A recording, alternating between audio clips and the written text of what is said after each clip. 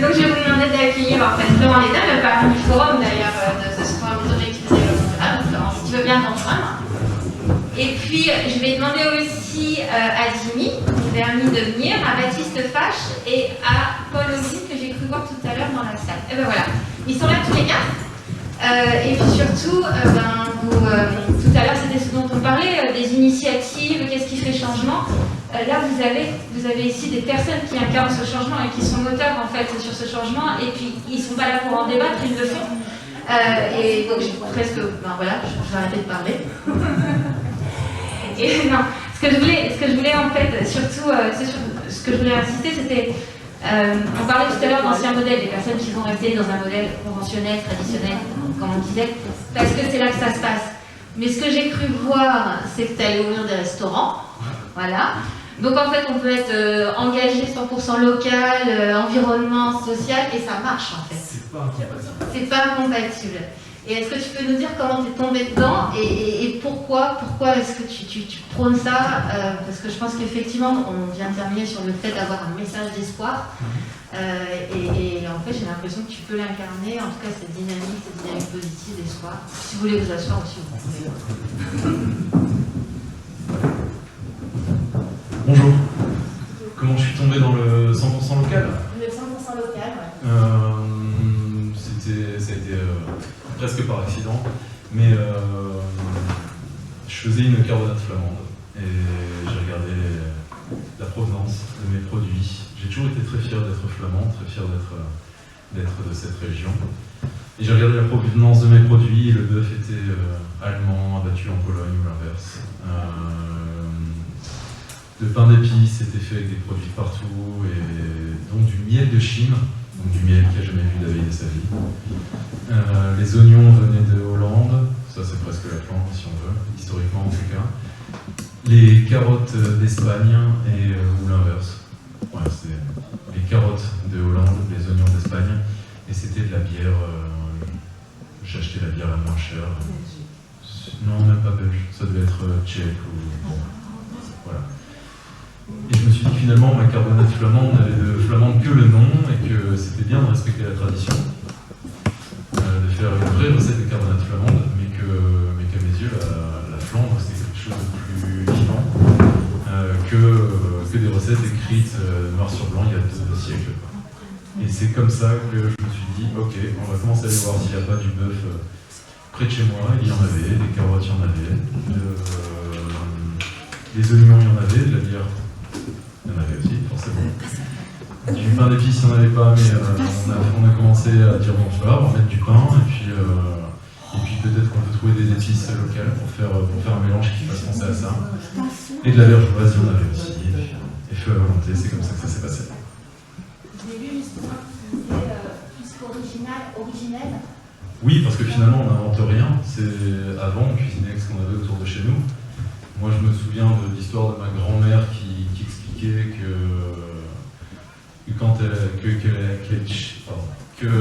son oncle avait mangé le premier ananas de sa vie chez elle, à Anvegem, et qu'il avait croqué dans la peau. Voilà. Et finalement, c'est des mémoires vivantes, hein. C'est des trucs que j'entends encore aujourd'hui, et ma grand-mère est forcément la plus jeune. Mais c'était finalement, il n'y a pas si longtemps que ça que tout a changé, que tout a été bouleversé, qu'on a pu du jour au lendemain avoir les produits du monde entier. Parce qu'avant, on cuisinait juste avec les produits qu'on avait autour de chez nous, et ça faisait des relations commerciales, en tout cas, beaucoup plus saines. Et est-ce que ça t'a demandé, après, par rapport à ton activité professionnelle, puisqu'en fait, là, c'est plusieurs restaurants, c'est des emplois, c'est un budget, est-ce que ça te demande beaucoup d'efforts? Est-ce que c'est à contre-courant d'une économie de restauration Aujourd'hui, ça demande plus d'efforts parce que c'est dans notre ADN de bosser comme ça, et on ne reviendra jamais en arrière. Ça demandait une sacrée gymnastique, parce qu'entre le moment où je me suis dit tiens, je vais faire une carbonade 100% flamande, et le moment où je suis passé au 100% local, il s'est écoulé 8 ans, parce qu'il n'y avait pas le réseau de producteurs qu'il y a aujourd'hui, parce que moi j'avais pas le bagage technique pour réussir à me passer de certains produits, et parce que, par un exemple tout bête, j'avais pas de sel local. Maintenant j'en ai, mais sain, mais bon, c'est quand même pas très funky en cuisine. Il s'est passé pas mal de temps, ça a été un process assez long, mais au final, on y est. Et c'est pour ça qu'il est hors de question qu'on fasse machine arrière là-dessus. Et oui, c'est possible. Moi, je vois pas ça comme une contrainte, je vois ça comme un cadre qu'on s'est fixé. Et quand on voit à quel point ça a un impact positif sur l'économie, sur les mecs avec qui on bosse, sur nos fournisseurs, sur mon équipe, sur l'écologie, c'est difficilement quantifiable, mais bon, on s'imagine bien qu'un produit qui a fait 10 km pour finir dans une assiette a un impact moindre qu'un produit qui a fait 5000 km, et que quoi qu'il en soit, ils vont quand même procurer au maximum 5 minutes de plaisir. Voilà, autant essayer d'être le plus cohérent possible par rapport à sa consommation. Là, je vais m'adresser aux parrains du festival, du forum ODD. J'aime bien le parallèle. Ça t'a pris 8 ans pour changer. Les ODD, c'est en 2030, donc c'est pareil, on a 8 ans pour y arriver.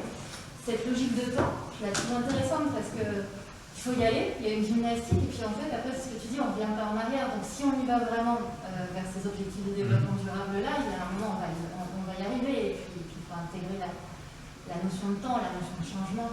Oui, il faut intégrer la notion de temps, la notion de changement, il faut intégrer le fait qu'on ne parte pas tous du même point. Il faut de la pédagogie, il en faudra beaucoup encore. C'est pas la guerre du conventionnel contre les gens qui ont une démarche un peu plus sensible à l'écologie, à l'environnement. Il ne faut surtout pas tomber là-dedans, je pense. Il ne faut pas s'appeler les uns sur les autres. Il faut avancer tous ensemble et respecter le timing de tout le monde. Moi, je vous parle de ce que nous on fait. Je dis pas qu'il ne faut pas faire autrement, je dis pas que c'est mieux. Je témoigne juste de la façon dont on travaille quotidiennement. Et ce que je peux garantir, c'est que ça fonctionne. Après, chacun fait ce qu'il veut chez lui, j'ai autre chose à penser que... j'ai déjà du mal à me focaliser sur tout ce que j'ai à faire. Donc je ne suis pas là pour juger, pour émettre un avis sur les autres. Et je pense qu'on a de toute façon, quoi qu'il en soit, tous plus à y gagner, on ira plus loin. Peut-être pas plus rapidement, mais en tout cas on ira plus loin si on respecte le rythme de chacun. Justement, comme ça je crée peut-être un écho, parce que donc court-circuit, je ne sais pas si c'est un jeu de mots pour court-circuiter et travailler sur les circuits courts, mais est-ce que tu observes, je sais plus, les mêmes besoins de prendre du temps, de sensibilisation? Est-ce qu'aujourd'hui ça se met en place? Est-ce que ça se met plus en place maintenant qu'il y a 2-3 ans? Est-ce que non? Voilà, et pour le coup, peut-être une expérience parallèle pour montrer que là c'est incarné, puis là il y a tout ce travail aussi encore de pédagogie horizontale, on va dire, avec les producteurs. Alors bonjour, donc moi je suis un des cofondateurs du court-circuit. On va situer vite fait un site de vente en ligne qui vous permet d'acheter en direct des producteurs et artisans de la région, et uniquement de la région. On travaille avec un peu plus de 170 producteurs et artisans de la région, énormément en Flandre. On travaille avec 2 gros bassins de producteurs et artisans en Flandre, dans la métropole lilloise. On a 41 points de retrait, vous pouvez venir récupérer votre commande de produits locaux, notamment le plus proche d'ici à Hasbrook et à Bayeul. Et ce que vient de dire Florent, ça fait carrément écho à ce qu'on fait. Donc l'entreprise existe depuis 8 ans maintenant. On revient à ce fameux chiffre. Voilà, il y a un truc On boucle, on va falloir que je fasse aussi. Ça sera mon premier tatouage. Allez, c'est parti, je passe. Et donc, oui, effectivement, chiffre 8. Il y a, non, tu viens de dire, il y a plusieurs choses qui me parlent. C'est le fait d'avoir un rôle politique en finale, où on touche à tellement de sujets avec l'alimentation, on touche à l'environnement, on touche à l'emploi, on touche à la préservation du patrimoine de notre région. Enfin voilà, il y a tellement de choses qu'on peut faire avancer via l'alimentation et via l'action du court-circuit, mais plus globalement l'action de manger local. Et surtout, ce facteur temps. Donc c'est vraiment quelque chose qu'on répète depuis nos débuts. C'est que le changement, même si nous on aimerait que ça aille beaucoup plus vite, et c'est pour ça d'ailleurs qu'on a quitté nos emplois, qu'on a créé le court-circuit, c'est parce qu'on avait envie s'investir, de participer à ce que le monde change et qu'il change le plus rapidement possible. Mais la première chose qu'on a pris conscience, c'est que le changement, ça se faisait pas en un claquement de doigts, que être culpabilisant, c'était vraiment pas la bonne idée non plus, qu'il fallait accompagner et qu'il fallait accompagner. On parle souvent des consommateurs, mais il fallait accompagner aussi les producteurs et artisans. Ça se passe vraiment des deux côtés. Et que ce changement, il prend du temps. Et surtout, on a vu déjà 2 périodes depuis qu'on s'est lancé en 2013. Au début, je dirais les 3-4 premières années, on était vraiment dans l'explication du concept. Dire que en fait, il y avait des solutions pour manger local, qu'elles existaient, qu'il fallait les découvrir, expliquer comment ça fonctionnait aussi. Expliquer qu'en circuit qu'on venait récupérer toutes ces courses en alimentaire en une seule fois, en direct, des producteurs artisans, que les producteurs artisans fixaient librement leur prix, donc qui gagnaient leur vie, contrairement à un circuit plus classique. On était dans l'explication du concept. Et ce qu'on ressent depuis, je dirais, 2-3 ans, et amplifié vraiment par le premier confinement, c'est qu'il y a une vraie prise de conscience, que tout ça maintenant, ces nouveaux modèles nous semblent connus, et qu'on est entré dans une nouvelle, c'est notre constat en tout cas, que maintenant on est entré dans une nouvelle phase, c'est le passage à l'action. C'est maintenant, c'est connu. Maintenant notre mission c'est d'aider à ce que les gens passent à l'acte, et on l'a vu pendant le premier confinement, ça avait vraiment été une folie, quoi. Nous, pour illustrer ça, les commandes, elles ont été multipliées par 4 du jour au lendemain. Les nouveaux consommateurs, c'est qu'ils nous ont rejoints, plein témoignaient en disant pour la première fois j'ai eu du temps et j'ai eu envie de faire les choses que j'avais envie de faire depuis un moment. J'avais conscience qu'il y avait des solutions pour manger local, mais dans la folie de la vie de tous les jours, je passais pas à l'acte. Donc je pense que cette prise de conscience, elle est là. Maintenant, c'est à nous, c'est aussi via la loi, on en a parlé tout à l'heure, parce que c'est pas le tout de dire aux consommateurs qu'ils ont le pouvoir dans leur choix d'alimentation, mais pour moi ça passe aussi par des lois à un moment donné, si on veut que ça bouge. Et là maintenant on est dans ce passage à l'acte, mais en tout cas vraiment oui, ça prend du temps. Et ça n'empêche pas qu'on voit les choses évoluer. On aimerait que ça avance encore plus vite, mais en tout cas on donne toute l'énergie. Je pense que ce soit des initiatives comme la nôtre, le travail que fait Florent et plein d'autres initiatives, on y contribue, et je pense qu'on va être de plus en plus nombreux, et que notre discours c'est que manger local ça doit devenir une évidence. Oui, merci. Tu parlais d'expérience environnementale, patrimoniale. Je me retourne vers Followin et puis je te laisse te présenter plus dans le détail. Il y a aussi, en fait, aujourd'hui, est-ce qu'il y a une offre qu'on dit à la demande? Alors, on peut parler des fermes, toi tu parles de micro-fermes. Est-ce que tu peux expliquer ce que sont les micro-fermes et pourquoi est-ce qu'aujourd'hui ça peut éventuellement faire partie de ces nouveaux modèles qui interviennent dans ces transformations? Merci beaucoup. Bonjour. Alors, moi, ça fait quelques années aussi que j'essaie d'être en transition. Le prisme par lequel je suis passé, c'est la neutralité carbone, c'est la biodiversité, trouver des solutions à tout ça. Et comme vous le dites, en fait, l'agriculture est au carrefour de toutes ces problématiques-là. Après avoir testé la fabrication de petites maisons sur roues, de lieux mutualisés, là, je suis sur un micro-maraîchage sur 2000 m² en périurbain. Donc là, je cherche un foncier, et le temps que je trouve pas ça, je teste plein de trucs. C'est peut-être aussi ça, le temps qu'on a au départ, c'est de pouvoir prototyper, tester, se rendre compte avant d'intégrer complètement tout ce qui fait que ça peut durer.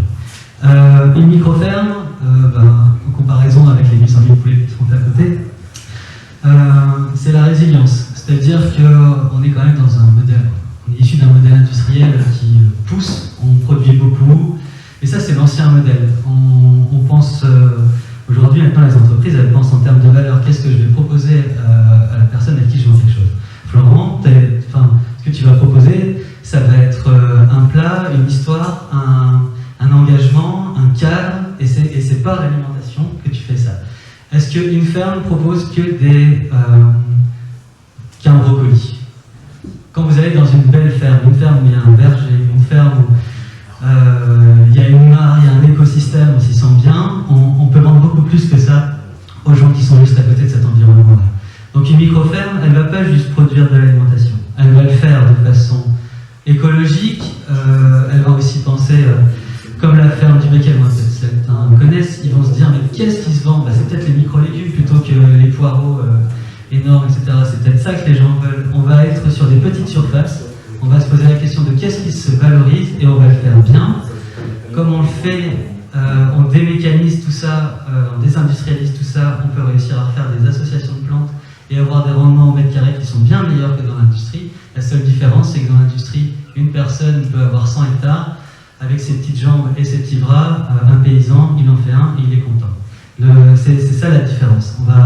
Mais la valeur ajoutée qui peut être faite sur une micro-ferme, elle peut être alimentaire, on peut transformer sur place, ça peut être un lieu de pédagogie, ça peut être un lieu de vie où on peut fabriquer des maisons en terre, paille, bois, de 50 mètres carrés, qui n'ont même pas besoin de chauffage parce qu'on a une serre à côté.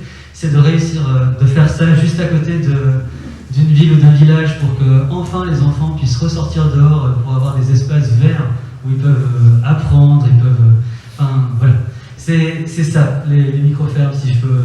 parce que ça part dans tous les sens, ça, les micro-fermes, mais on se repose la question de qu'est-ce qu'il y a de la valeur et on va le faire bien, on va le faire à côté des gens. Et tu cherches aujourd'hui moi, je suis d'Hasbrook, mon réseau est à Hasbrook, je connais aussi un peu Bayeul, je cherche dans ce coin-là. Mais je cherche pour que ce soit un lieu vivant, il y a une association qui fait ça super bien, Instinct-Vert, l'US Café, l'US Canette a fait ça pendant 2-3 saisons, où en fait ils ouvrent un jardin l'été, c'est un lieu de convivialité. Voilà, donc moi j'ai envie d'être près des gens, j'ai pas envie d'être perdu dans la campagne pour pouvoir proposer cette valeur-là. Mais se pose la question de la compétition par rapport au foncier. Aujourd'hui, on a encore des voitures, donc on peut encore travailler à Lille et vivre en Flandre. Donc en travaillant à Lille, on gagne bien sa vie, donc on peut acheter un terrain à un bon prix. Et donc chaque terrain agricole à côté d'une ville ou d'un village, il va partir à 100, voire plus euros le mètre carré pour valoriser ça, pour vendre des courgettes et tout ça, même des mini-légumes. C'est un petit peu compliqué quand on achète le terrain à ce prix-là. Donc voilà, moi je cherche à côté de la ville et des villages, mais il y a une compétition. Et en fait, si on regarde un tout petit peu, on prend un tout petit peu de hauteur sur notre modèle alimentaire, aujourd'hui, vous avez l'application Parcel App, P-A-R-C-E-L, plus loin App, qui vous donne un petit peu des chiffres sur l'espace nécessaire pour nourrir une population comme Steinberg. J'ai fait le test tout à l'heure, c'est 1000 hectares. Il faut 1000 hectares. Et dans ces 1000 hectares, dans le logiciel, là, ils en prennent 880 pour l'élevage. Et voilà. Donc, si on divisait un petit peu, si on divisait par deux notre consommation de viande, et je suis sûr qu'on peut le faire sans que ça fasse mal, quoi, en réduisant les portions, ou en trouvant des nouvelles recettes entre les œufs, de la terre, on en a. De la terre, on en a plein. Mais il faut, c'est plus compliqué que ça, c'est des modèles qui tiennent sur des familles, ça se transmet, etc. C'est une histoire affective dans tout ça aussi, et puis après, bien sûr, de retour sur l'investissement. Mais aujourd'hui, ces hectares-là, un hectare de l'élevage, je sais pas, c'est combien la tonne de blé cette année? C'est 250 € la tonne, on va dire 300 €. On multiplie ça par 10 tonnes, les 100 quintaux, ça fait 3000 € de chiffre d'affaires. Aujourd'hui, une micro-ferme, elle se fait sur un hectare et le chiffre d'affaires, c'est 30 000 € minimum. Alors, c'est même pas une question économique, en fait, si on cherche bien. Il faut un prototype, il faut montrer que ça marche. Chez lui, parce que ça marche dans d'autres endroits. Mais il va falloir aussi une volonté politique, parce que, après, la compétition, c'est aussi le terrain constructif, etc. Voilà. Bon courage. C'est un sacré programme. Et justement, là on parlait du politique, on voit une logique un peu plus entrepreneuriale. Vous mettez aussi des couleurs et des saveurs dans les assiettes, et donc le changement c'est bien aussi quand on se fait plaisir. Et c'est aussi un terrain sur lequel j'ai aussi envie d'aller avec Baptiste. Donc tu expliqueras ce que tu fais, parce que tout à l'heure quand je suis passée, j'avais une petite gourmandise tout d'un coup qui s'est réveillée. Mais avant d'être dans la gourmandise, je voulais parler du gaspillage alimentaire. Parce qu'en fait, il y a aussi un autre obstacle. Si on veut avancer dans le même sens, si on se dit tous qu'on a 8 ans et qu'on se le tatoue sur le bras, il faut aussi qu'on arrive à réguler les problèmes. Moi, ce que j'ai entendu, c'est qu'il y avait à peu près 30% de gaspillage alimentaire. Alors, d'un point de vue éthique, quand on sait qu'il y a des gens qui ne mangent pas à leur faim, ça pose un vrai problème.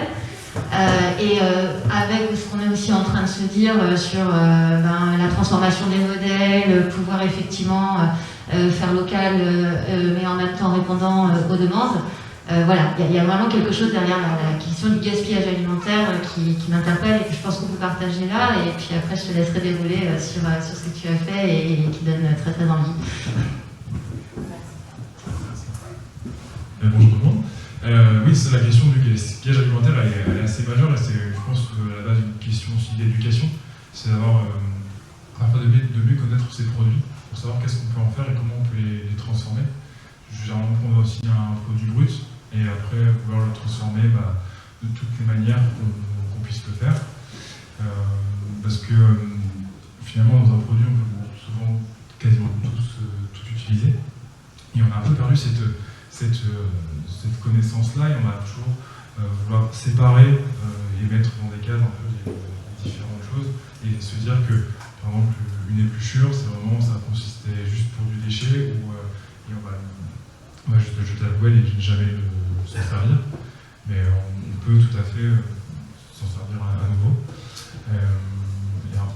Et du coup, après cette éducation-là, il y a aussi la mise en place, malgré tout, et donc ça va être par une consommation différente, mais aussi parfois par juste valoriser les produits d'une autre manière.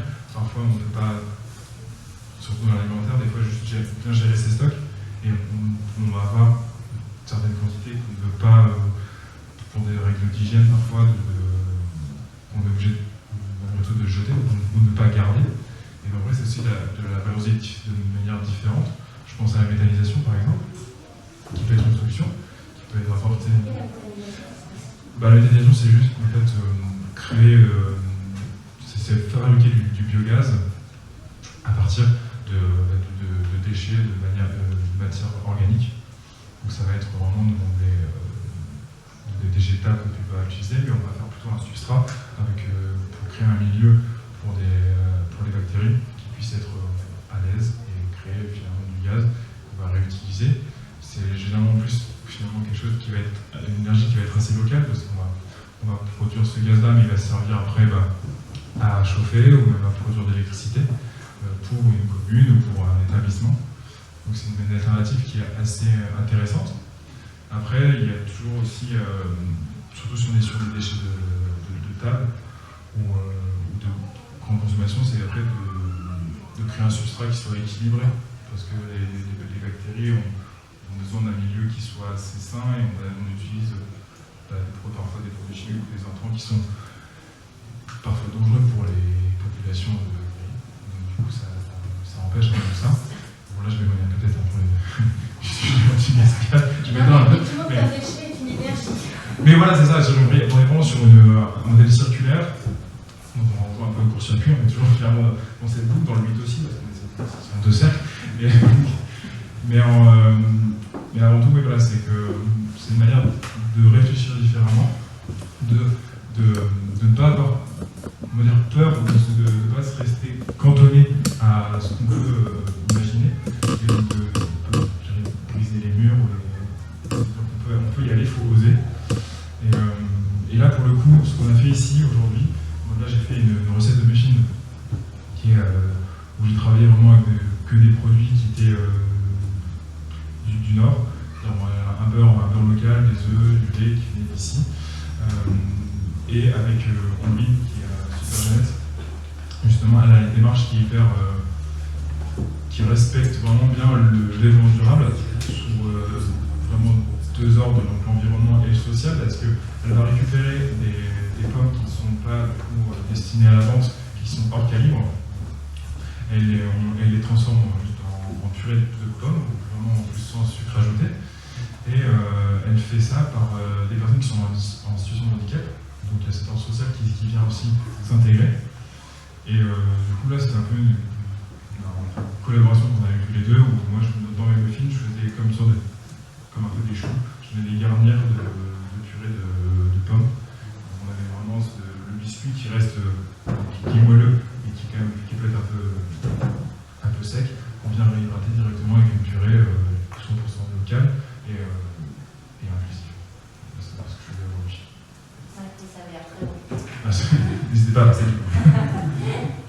Merci beaucoup. Est-ce que vous avez envie je sais pas, de réagir à ce que vous avez entendu des uns des autres? Enfin, j'ai l'impression qu'il y a des complémentarités. En même temps, vous avez déjà réagi l'un et l'autre. J'ai juste une question. Est-ce qu'après Oui, peut-être, je sais pas. Est-ce qu'après la période de confinement, tu as senti une baisse d'activité? Effectivement, nous, ce qui était...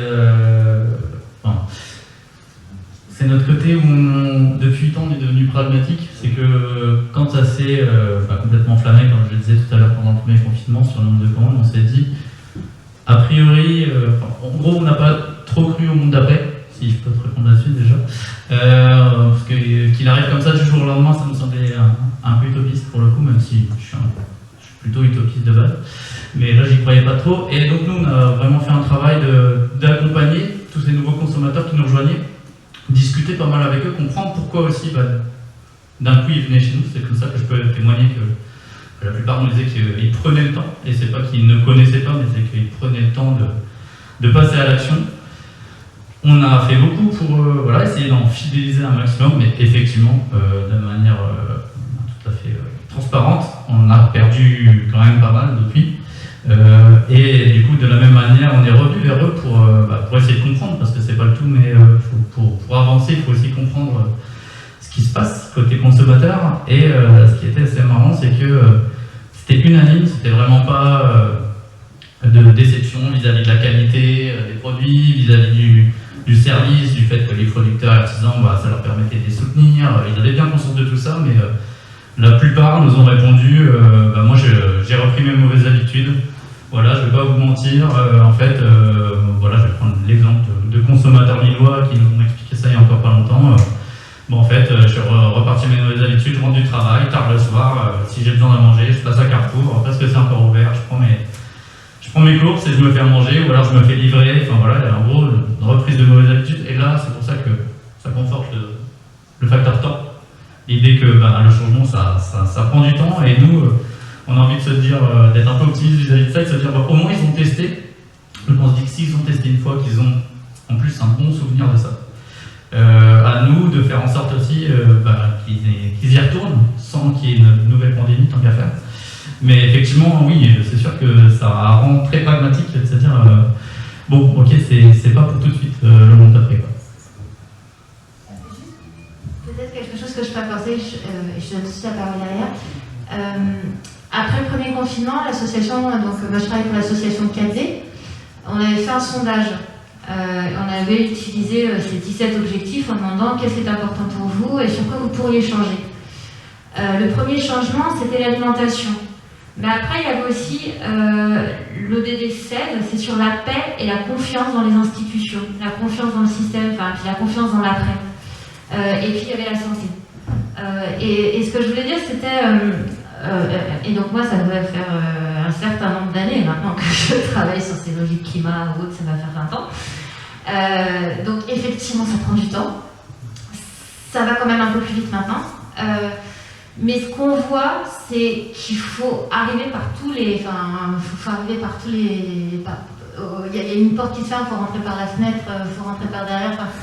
Il y a un moment, en fait, puisqu'on n'est plus sur... vous connaissez cette expression des petits gestes, on n'est plus dans les politiques des petits pas, mais des grandes transformations. J'ai l'impression qu'en fait, il faut arriver à... Je ne vais pas dire cerner, parce que tout d'un coup, ça fait le consommateur comme une proie. Mais arriver en fait à raconter peut-être cette histoire sur la santé, sur prendre le temps, puis en même temps après sur la consommation, puis tout d'un coup le côté un peu plus collectif. Finalement en fait, moi j'étais à une AMAP, j'avais pas le temps, c'était mes voisins qui allaient le chercher, et puis à la fin en fait, on finit en collaboration à s'entraider sur le temps. Donc il y a un moment en fait, c'est réussir à sortir des excuses pour trouver une certaine volonté en fait. Donc voilà, ce sont des excuses. Pardon ? Parce que quand les consommateurs disent on n'a plus le temps, c'est pas vrai, c'est des excuses. Les mecs ont tous le temps de regarder la télé le soir. Non mais sérieux. Donc, les Netflix, ça explose, tout explose, les gens ont jamais le temps de regarder la télé, toutes les plateformes. Donc c'est pas un manque de temps, c'est un manque de priorité. Voilà, c'est ça. Mais bon,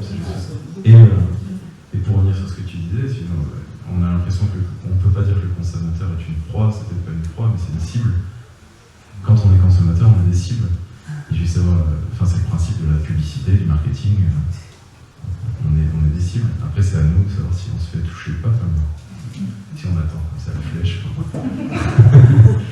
Si on esquive.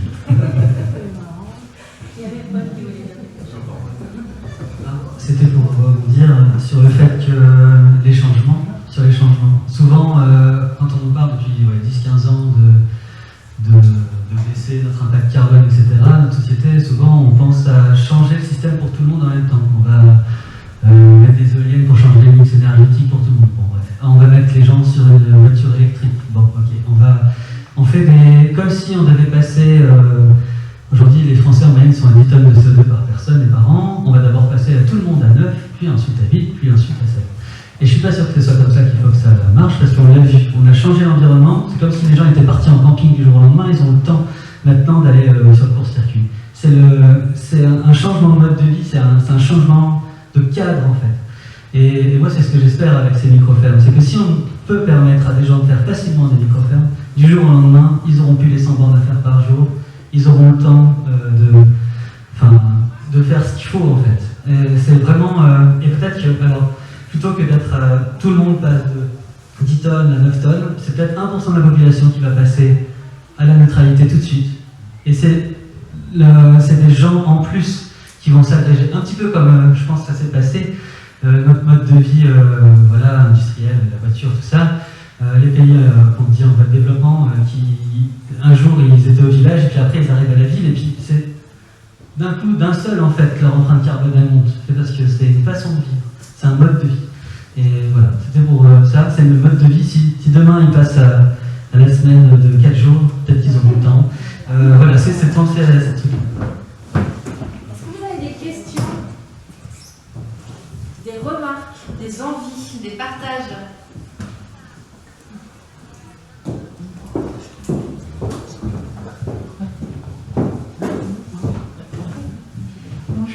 Moi j'ai une question par rapport aux arguments de certains qui disent que le modèle des micro-fermes c'est vraiment une utopie parce que pour nourrir le monde aujourd'hui, c'est pas ces petits systèmes-là qui seront la solution, même si on les multiplie. Je crois que c'est pour ça.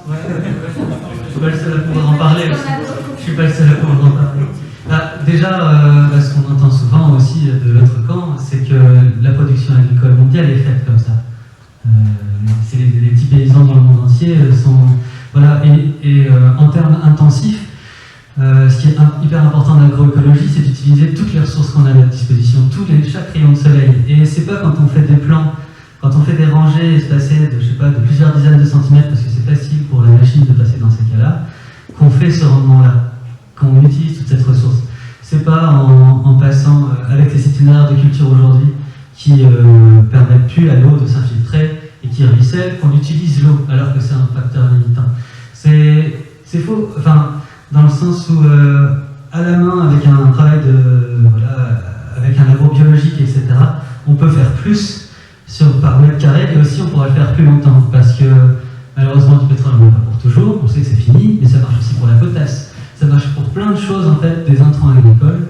Donc, sur la durée, malheureusement, le modèle qui a 60 ans, je ne suis pas sûr qu'il en a encore pour 60 ans. Et si vous voulez, il y a des scénarios qui ont été faits par Agrimonde. Et donc, c'est des scénarios sur comment nourrir la Terre en 2050. Et vous avez des scénarios où ils appellent ça métropolisation. Donc, on revient sur des logiques vraiment d'oligopole. Qui peut nourrir le monde de façon très inégalitaire. Vous avez des scénarios plutôt autonomie, autarcie, mais dans ces conditions, ça marche par endroit et ça marche pas par d'autres. Vous avez un scénario qui s'appelle Elphi, donc vous aurez peut-être pu dire bien-être. Mais il y a une logique effectivement de maillage entre des micros, alors c'était peut-être pas des micro-fermes, mais des micro-modèles, avec beaucoup de mise en réseau, mais aussi de la part du consommateur justement sur le gaspillage, et puis peut-être sortir aussi de cette je mange plus que ce qu'il me faut et après je vais courir 10 fois sur mon tapis roulant pour éliminer. C'est peut-être pour ça qu'il avait appelé Elphi. Donc voilà, il y a aussi ce genre de documentation qui se porte en feu. Vous avez d'autres questions?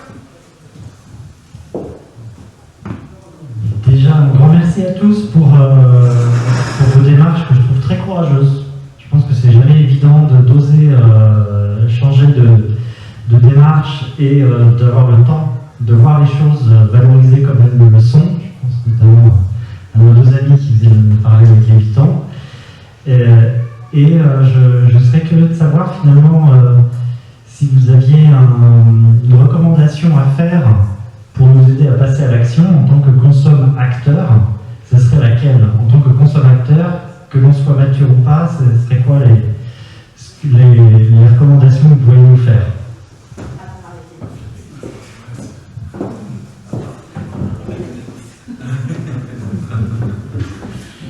Non, mais je pense que déjà prendre le temps de passer à la ferme sur le retour ou au court-circuit, de consommer local et cuisiner, en fait. Cuisiner, c'est aussi simple que ça. Cuisiner, ça peut prendre du temps, mais ça peut aussi être très rapide. Moi, je suis très peu chez moi et j'arrive quand même à faire à manger sur 3 heures pour une semaine, pour une famille des 3,5, on va dire.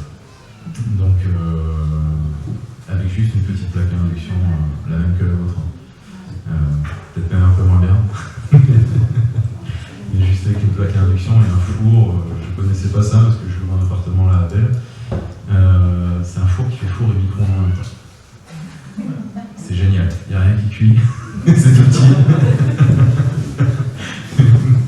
Mais c'est la technologie, c'est cool.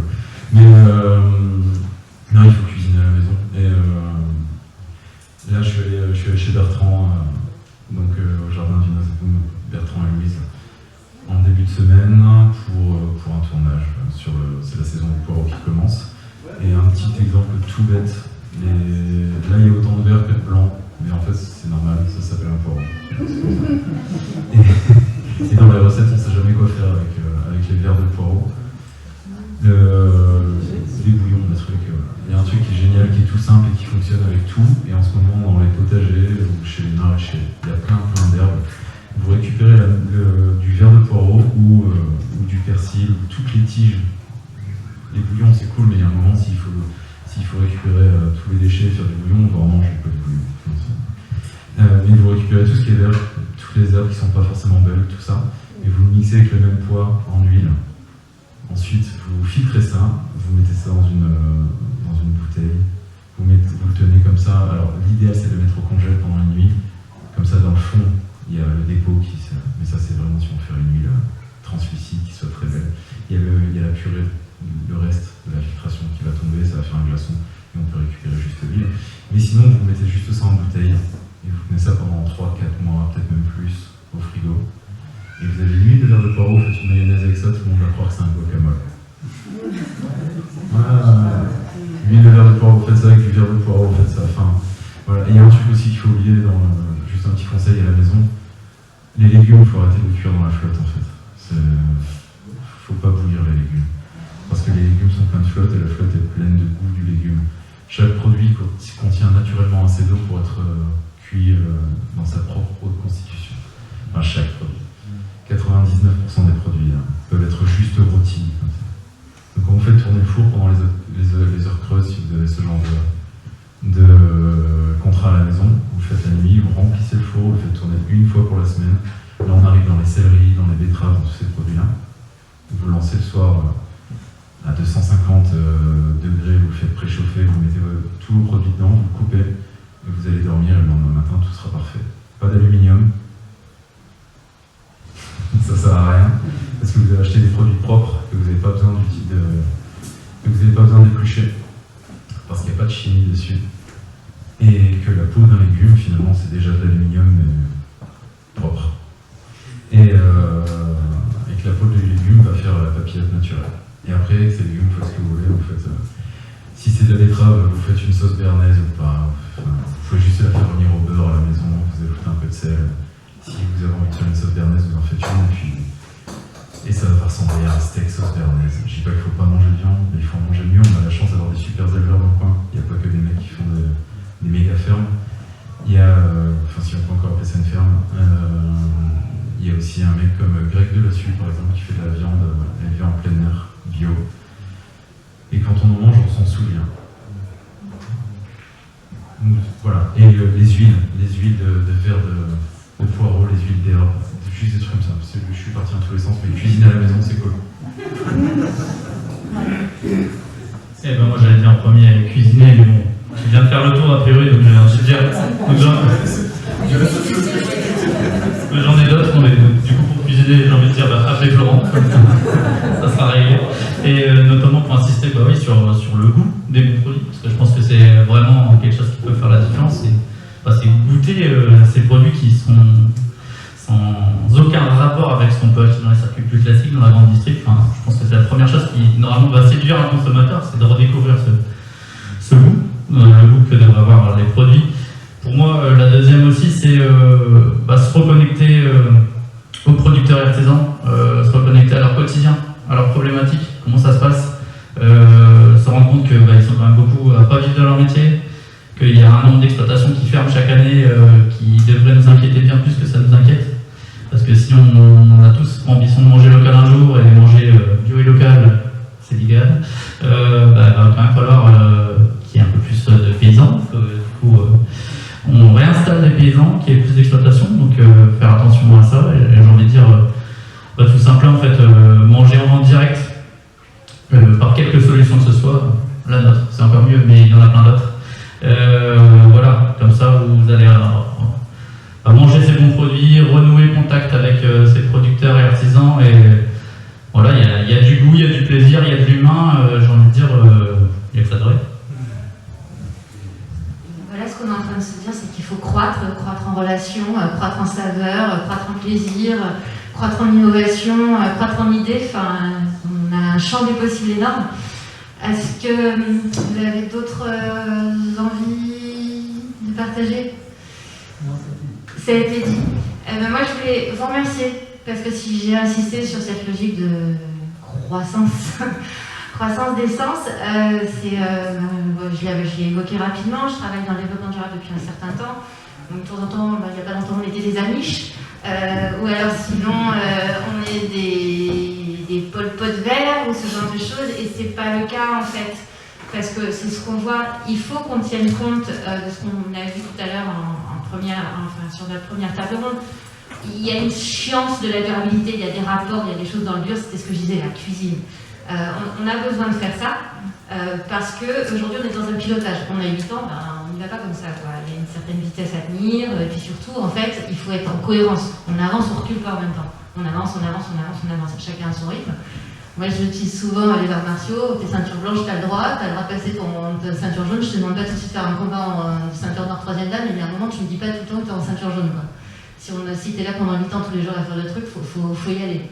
Mais c'est aussi un épanouissement, une croissance de soi. Donc, on a besoin effectivement de ces aspects qui sont plus dans le dur, et on a besoin de ce que vous avez partagé, l'envie, des choix aussi dans ces envies. En fait, finalement, du temps, j'en ai. Maintenant, à quoi je veux l'utiliser? Et c'est avec sa conscience, c'est aussi avec ses goûts, son plaisir.